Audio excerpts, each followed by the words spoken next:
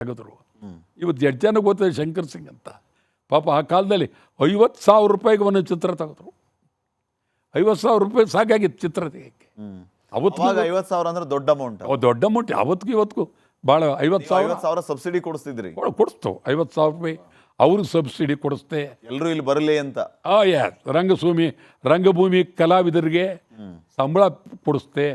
ತಿಂಗಳಿಗೆ 1,000 ರೂಪಾಯಿ ಕೊಡಬೇಕು ಅಂತೇಳಿ. ಏನು ರಂಗಭೂಮಿ ಕಲಾವಿದರ ಪರಿಸ್ಥಿತಿ ಏನು? ರಂಗಭೂಮಿಗಾಗಿ ನಾನು ಮಾಡಿದಷ್ಟು ಕೆಲಸ ಇನ್ಯಾರು ಆಗಿಲ್ಲ. ಅಷ್ಟು ಕೆಲಸ ಮಾಡಿದ್ದೇವೆ. ಅದರದ್ದೇ ದೊಡ್ಡ ಇತಿಹಾಸ ಇದೆ. ಸಿನಿಮಾದ್ದೇ ದೊಡ್ಡ ಇತಿಹಾಸ ಇದೆ.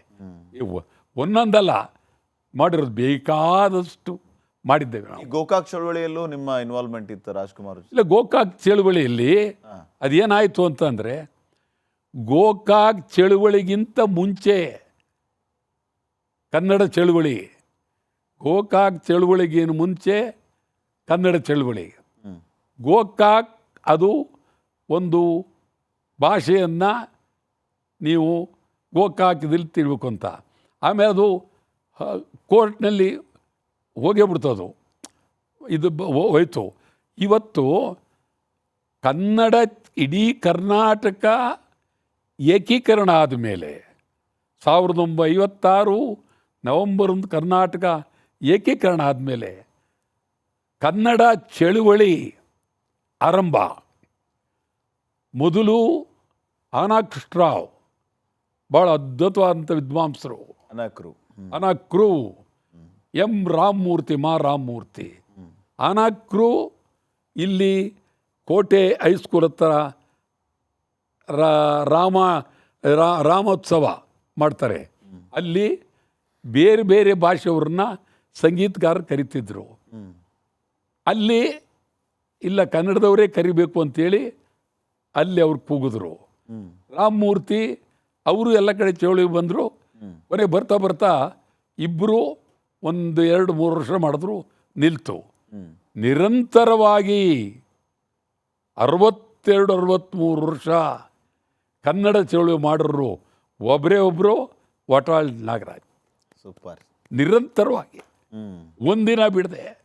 ಮತ್ತು ಕರ್ನಾಟಕ ರಾಜ್ಯೋತ್ಸವವನ್ನು ನಿರಂತರವಾಗಿ, ಕರ್ನಾಟಕ ರಾಜ್ಯೋತ್ಸವ ಏನು 1956 ನವೆಂಬರ್ 1 ಕರ್ನಾಟಕ ಏಕೀಕರಣ.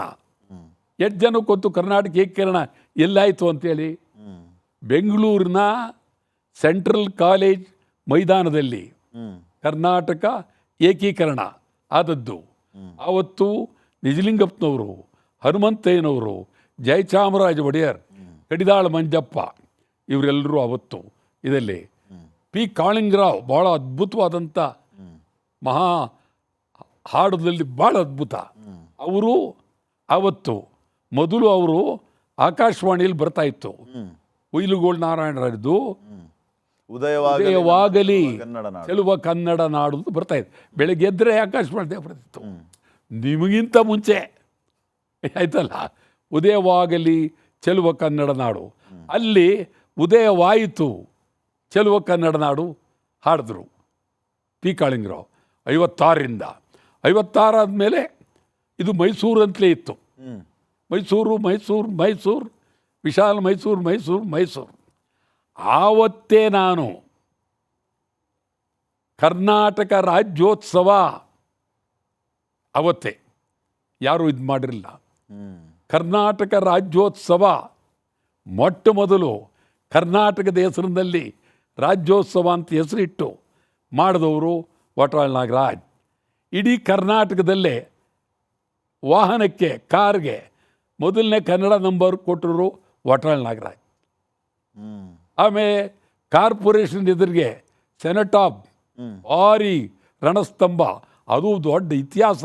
ಅದನ್ನು ಒಡೆದಾಕಕ್ಕೆ ಮೆರವಣಿಗೆ ಕೆಂಪೇಗೌಡ ಸರ್ಕಲ್ನಿಂದ ಸಾವಿರಾರು ಜನ, ಸುಮಾರು 10,000 ಮೆರವಣಿಗೆ. ಟಿಯರ್ ಗ್ಯಾಸ್ ಆಯಿತು, ಲಾಠಿ ಚಾರ್ಜ್ ಆಯಿತು, ಸುತ್ತಮುತ್ತ ಇದಾಯಿತು. ಆ ಸಂದರ್ಭದಲ್ಲಿ ಅಲ್ಲಿ ತೆಗೆಯೋದಕ್ಕೆ 2 ದಿವಸ ಆದಮೇಲೆ ತೆಗೆದುಬಿಟ್ರು ಸರ್ಕಾರ ಅದನ್ನು. ಅಲ್ಲಿ ಕೆಂಪೇಗೌಡ ಪ್ರತಿಮೆ ಮೊಟ್ಟ ಮೊದಲು ಬೆಂಗಳೂರಲ್ಲಿ ಬರಬೇಕಾದ್ರೆ ವಾಟಾಳ್ ನಾಗರಾಜ್, ಆಗ ಜಿ ನಾರಾಯಣ್ ಅಂತೇಳಿ ಮೇಯರ್ ಇದ್ದರು, ಭಾಳ ಒತ್ತಾಯ ಮಾಡಿ ವೈರಾಮಚಂದ್ರ ರಾಯ ಬೆಂಗಳೂರು ಮಂತ್ರಿ ಒತ್ತಾಯ ಮಾಡಿ ಮೊಟ್ಟ ಮೊದಲು ಇಲ್ಲಿ ಕೆಂಪೇಗೌಡ ಪ್ರತಿಮೆಗೆ ವಾಟಾಳ್ ನಾಗರಾಜ್. ಕರ್ನಾಟಕ ರಾಜ್ಯೋತ್ಸವ ಯಾರು ಈ ನಮ್ಮ ಸರ್ಕಾರವೂ ಮಾಡಿರಲಿಲ್ಲ ಆಗ. 25 ವರ್ಷ ಆದ ಮೇಲೆ ಸರ್ಕಾರ ಶುರು ಮಾಡಿದ್ರು. ಯಾರು ಒಬ್ಬರು ವಾಟಾಳ್ ನಾಗರಾಜ್ ಆವತ್ತಿನಿಂದ ಇವತ್ತಿನವರೆಗೂ. ಆವತ್ತು ರಾಜ್ಯೋತ್ಸವ ಅಂದ್ರೆ ಏನು, ಸ್ವಲ್ಪ ಹೆಚ್ಚು ಕಡಿಮೆ ನಿಮ್ಗೆ ಹೇಳೋದಾದರೆ 30 ದಿನ 40 ದಿನ ನಡೀತಾ ಇತ್ತು ಮೈಸೂರು ಬ್ಯಾಂಕ್ ಸರ್ಕಲ್ಲಿ. ಮೆರವಣಿಗೆ ಅಂದ್ರೇನು, 1 ಲಕ್ಷ 2 ಲಕ್ಷ ಜನ ಮೆರವಣಿಗೆ ಅವತ್ತು. ಆ ದಿನ ಏನು ಅದ್ಭುತವಾದ ದಿನ. ಅಂಥ ದಿನ ಬರೋಕ್ಕೆ ಸಾಧ್ಯನೇ ಇಲ್ಲ, ನಡೆದೋಯ್ತು. ಈಗ ವಾಟಾಳ್ ನಾಗರಾಜ್ ಅವ್ರಂತಂದ್ರೆ ಬಹಳ ವಿಭಿನ್ನ, ವಿಶೇಷ. ಅವ್ರ ಚಳುವಳಿಗಳಂತಂದ್ರೆ ವಿಶೇಷ. ಕತ್ತೆ ತೊಗೊಂಬರ್ತಾರೆ, ಎಮ್ಮೆ ತೊಗೊಂಬರ್ತಾರೆ, ನಾಯಿ ಹಿಡ್ಕೊಂಬರ್ತಾರೆ. ಶೌಚಾಲಯ ಕಟ್ಟಿಸ್ಕೊಡಿ ಅಂತ ಪ್ರತಿಭಟನೆ ಇತ್ತು ಅಂತಂದ್ರೆ ಶೌಚಾಲಯದ ಚೇಂಬರೇ ಹಿಡ್ಕೊಂಬರ್ತಾರೆ. ಈ ಕಲ್ಪನೆ ಮೂಡಿದ್ದು ಹೇಗೆ ನಿಮಗೆ, ಈ ರೀತಿ ವಿಶೇಷವಾಗಿ ಪ್ರತಿಭಟನೆ ಮಾಡಬೇಕು ಅಂತ? ಅಟೆನ್ಷನ್ ಕ್ರಿಯೇಟ್ ಮಾಡೋದಕ್ಕ ಅಥವಾ ಹೇಗೆ ಅಂತ? ಇದು ಚಳುವಳಿಯ ಮಾಡುವ ಚಿಂತನೆ ಇರತಕ್ಕಂಥವ್ರಿಗೆ ಚಳುವಳಿಯ ರೂಪ ಯಾವ ರೀತಿ ಕೊಡಬೇಕು ಅಂತೇಳಿ ಚಳುವಳಿಯ ರೂಪ ಕೊಡೋರು ಅವರೇ, ಡೈರೆಕ್ಟ್ರು, ನಿರ್ದೇಶನ. ಚಳುವಳಿ ಮಾಡುವವರು ಅವರೇ.